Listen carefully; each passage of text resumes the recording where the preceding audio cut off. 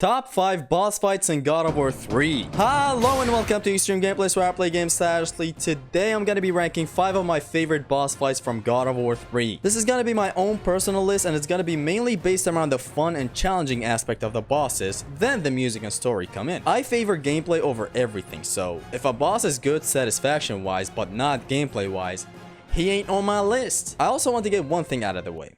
2, actually. Wait, actually 4, since the Cerberus has 3 hits. Anyways, I want to make something clear, and is that I'm not counting Kronos and the Cerberus near the end as boss fights like I used to before. I don't know, it's just the more I played, the more I started realizing that Kronos is a level. He's a gauntlet of encounters with some stage hazards here and there. You're not really fighting him most of the time. He's a walking giant stage hazard. As for the Cerberus, I was conflicted about him, but no, this is an encounter from where I see it. Sure, you only run into this Cerberus that breeds once, but that doesn't make him a boss fight in my opinion. It used to, but now I see it as an encounter and nothing more. A very, very good encounter, mind you. Now with that out of the way, how about we jump into the list with our number 5 spot, and it being Poseidon. Poseidon is a very nice and honestly solid colossal boss. I used to be a little harsh on him, saying he's not the most fun, but I've grown to like his mechanics. The first seahorse we fight is a lot more fun than I gave it credit for. It's so great to move from ground combat to ceiling combat to wall combat and back to ground combat to finish off the fight. And it has some moves that you need to be careful of, whether by positioning or by rolling. The second one is a little more simplistic, but it balances it out with some moves that it has, some new dangerous moves. Too good we have this spot that is completely safe for the most part. And then comes the big daddy Poseidon, and the fight against him is a little too easy at the start. He's not a fast threat like the Colossus, for example. The Colossus swings and you feel it. This guy just does some huge wind-up attacks that, while look cool for the spectacle, they lack any danger. You have all the time in the world to dodge them. They're not as fast as Colossus attacks. That's mainly because he's way too far. And you know, I'm sure Todd Pappy enjoys these huge spectacle things, and so do I. Trust me, it's beautiful, but it's just, you know, when it comes to mechanics, this attack is way too slow, for example. Then comes a much better phase that I wish we stayed longer at, and it's when he's pinned to the wall by Gaia's hand. This phase has more complex moves, and you can use the environment to damage him from time to time. It's really, really great. He does dangerous attacks that can be evaded with some nice positioning, you know, some dangerous attacks that are unblockable. A really, really solid phase. I wish we stayed longer in this type of phase, you know? It's really great. Then after we're done with the best of what this boss can offer, we're back to Gaia's ugly hit. This time he actually brings the smoke with his attacks. See this lightning attack that we saw in phase 1? In here he's doing it again, but in multiple type of ways. He has bait attacks and follow-up attacks that keep you on your toes. I really wish the first phase was also this good. However, I still feel like he's lacking in attacks. Like, just give him 1 or 2 more attacks that make me jump out of my seat or something. He's good, but he's just not him. Now, the music that plays here is phenomenal. Throughout the fight, you hear it constantly, just so good. One of my favorites. And of course, story-wise, I have nothing to say about him really. He was holding a grudge for us destroying Atlantis, but that's it really. His dialogue and delivery, however. You challenge me, mortal? A god of Olympus? This guy is the best. I have nothing else to say. And this punch right here by Gaia.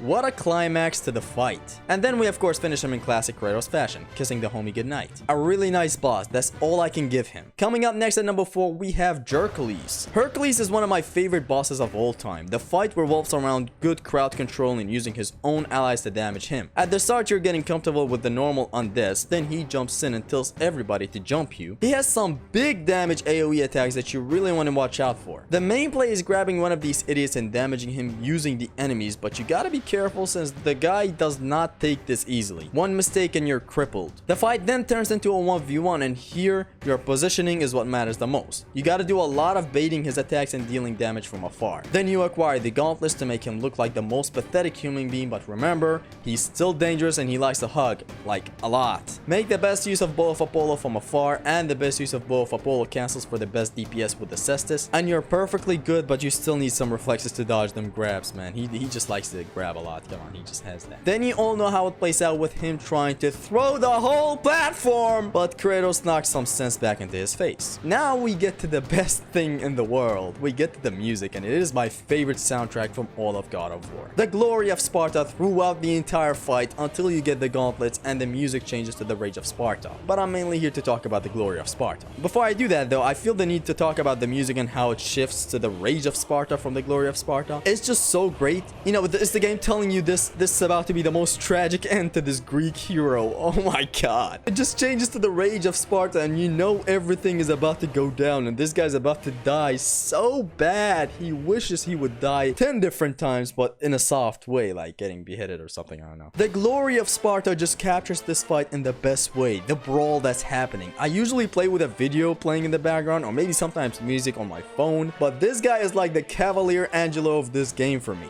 I turn off everything around me just to be absorbed completely in this fight and its awesome theme. There's just so few encounters that make me do that. It's like, this is very rare where I turn off everything and I just get it, just turn on the game audio.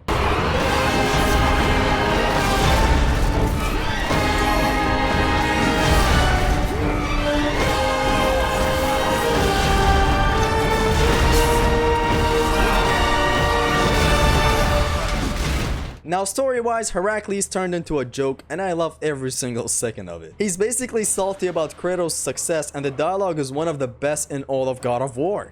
The air on Olympus affects your thinking. Zeus has no favorites.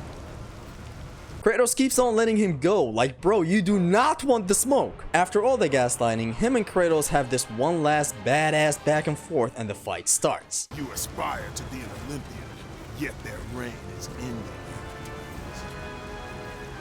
We'll see about that.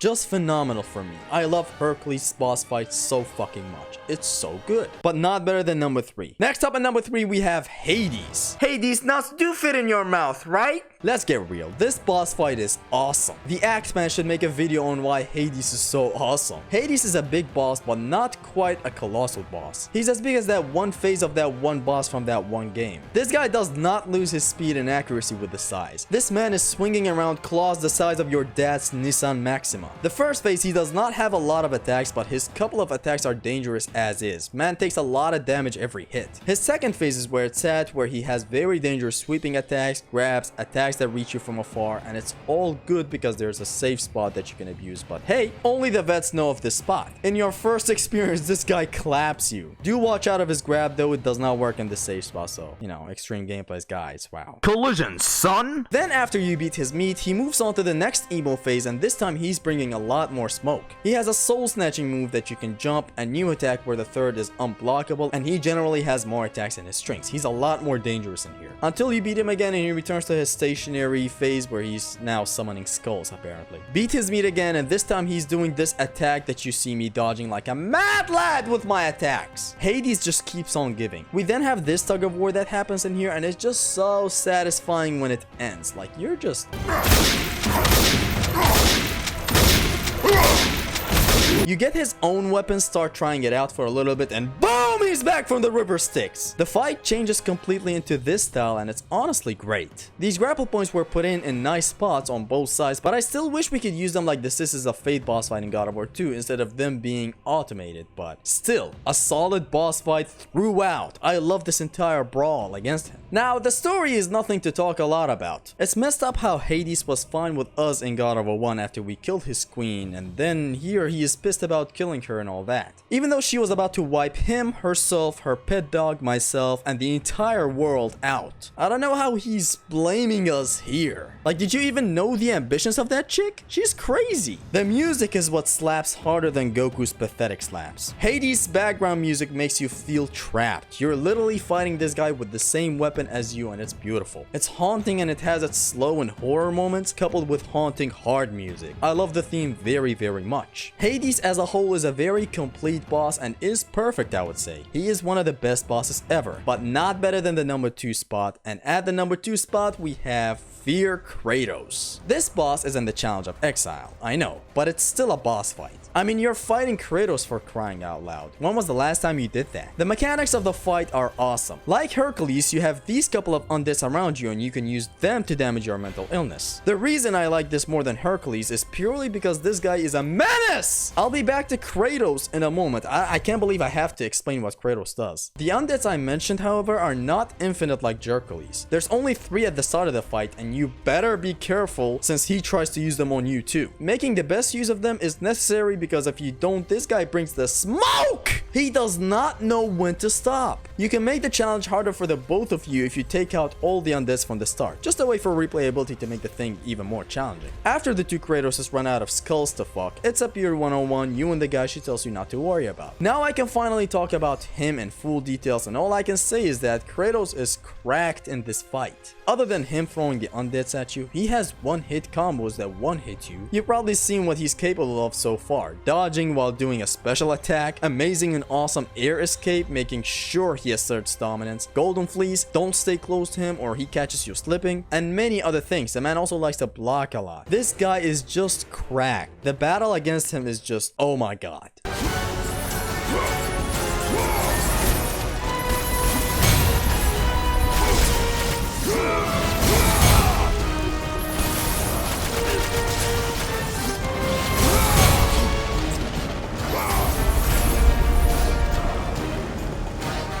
Now, I can talk about something and it's the magic attack. Now, it could have of course been a little better with him using magic attacks, but I don't know how you can balance that out in here. I kinda see why they didn't implement any magic attacks to him, because what would you be doing? Nothing helps if this man pulls up the Titan Smoker and just skull fucks the earth beneath him. One thing else I like about this amazing boss fight is that you don't have the full arsenal and you can't use magic or all your items. A really nice choice by the designer to give us the Bow of Apollo in here, but that's all you get. The Blaze of Exile and the Bow of Apollo. I can go all day about this boss and we'd be here all day, so I think it's best to move on to the music, in which it's randomized. You better keep on restarting until you get the music you like very much. Like, there's only like 3 to 4 music that I can think of that happen in the challenges. Now finally we have the story, and I'm kinda bummed out that he's not even included in the story. In this Fear State segment here, I don't see why they didn't give us this Kratos to fight officially here in the main campaign. It seems like it would have fit perfectly. I don't know why they didn't go with it. But overall, that's all I can say about it. A really nice and solid boss fight, and I like it very, very much. Coming up next at number 1 is pretty clear from what's left. We have Aphrodite. Zeus is the number 1 spot, and this guy hella deserves it. Music.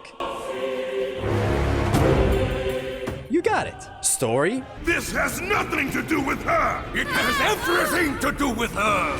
Put her down! As you wish.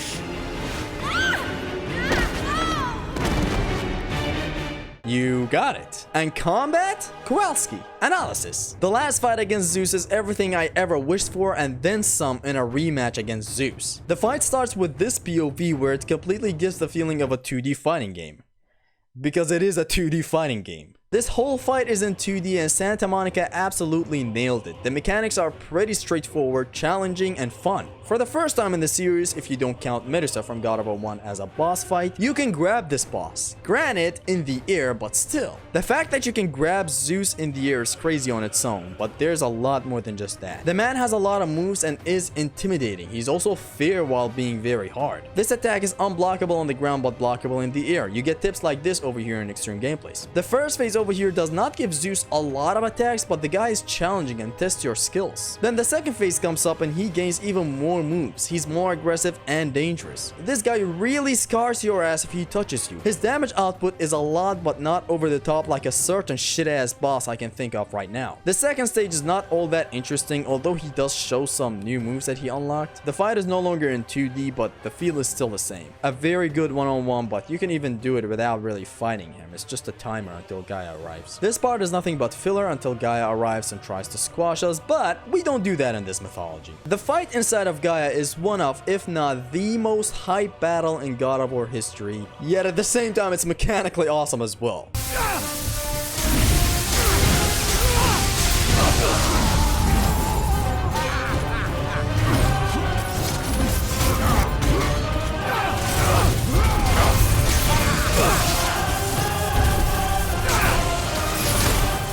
It's it's mainly revolving around what this guy can pull off. He's just summoning clones, he's doing huge AoE attacks, he's taunting you constantly. Everything in here is just so good. It's just everything that we have in this boss, whether it's the mechanics, music, or story. Let's talk a little more about the combat in this segment. The third stage is where this guy shines. He tries to heal himself, he summons clones, he throws projectiles if you're far, he has dangerous attacks and AoE attacks, he tests every single thing you've learned up unto this point. The most important thing to me is how fair and consistent he is. You can still air grab him, you can still air juggle him, everything is still intact. The clones are easier to stagger and to launch for the air grab that deals AoE damage to the enemies beneath. So, you know, this is all fair since these are not the real Zeus, but they are still hard and they can overwhelm you if you're not careful. Wiki of the day is that the more you hit him with attacks, the worse shit gets for you, because he starts spawning clones if you hit him more and more. That's why you gotta aim for your most damaging attacks instead of hitting him a lot, because if you hit him a lot, he starts spawning more and more clones, and it's a little problematic for you. That's why you see this awesome way of taking him out with like 5 air grabs, but it's not that easy to pull off. You need to be really fast and focused for this to land.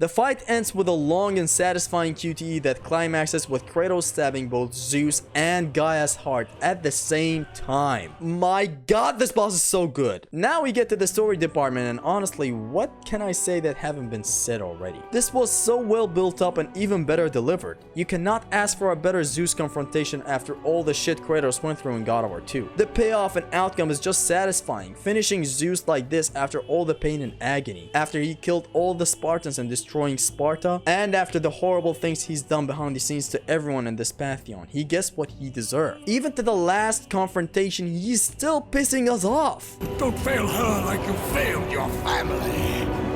In this intense spot where Kratos is trying to save Pandora, this guy is still throwing jabs, son of a bitch. And in here, when Kratos is looking at the empty box, this guy is taunting Kratos.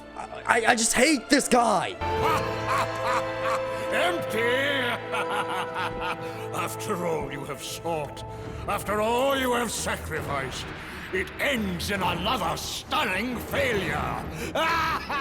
And the game makes sure that you get your revenge and the satisfaction of killing this son of a bitch. Now what's left is the music, and I have talked a million times about how much I like the theme. The Brothers of Blood is one of the best soundtracks in God of War. It's so great that it's its own track and Zeus Wrath Divine at the same time. I love the blend of God of War 3's drums and vibe for the music with the classic Zeus Wrath Divine track from God of War 1. It fits the fight so well, and I couldn't ask for anything better. Zeus's boss fight is a complete package, a perfect complete package at that, and it takes the #1 spot in today's top 5. With that, we reach the end of today's top 5. Let me know how you guys feel about the bosses in today's list, and maybe we can have some interesting points in the comments. However, for now, it has been your Extreme Gamer Zesty. Peace.